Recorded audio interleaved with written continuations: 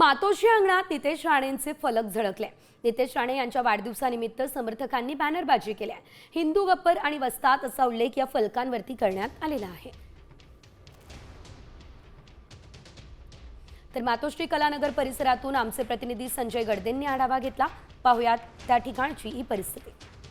Cabinet मंत्री नितेश राणे यांचा उद्या वाढदिवस आहे आणि या वाढदिवसाच्या निमित्ताने त्यांचे जे समर्थक आहेत, कार्यकर्ते आहेत, त्यांच्याकडून संपूर्ण मुंबई परिसरामध्ये जे बॅनरबाजी करण्यात आलेली आहे, नितेश राणे समर्थकांकडून बॅनरबाजी करण्यात आलेली आहे। आपण त्या बॅनरवर जर पाहिलं, हिंदू गब्बर कॅबिनेट मंत्री नितेश राणे साहेब यांना वाढदिवसाच्या शुभेच्छा असा संदेश देणारा फलक या ठिकाणी लावण्यात आलेला आहे।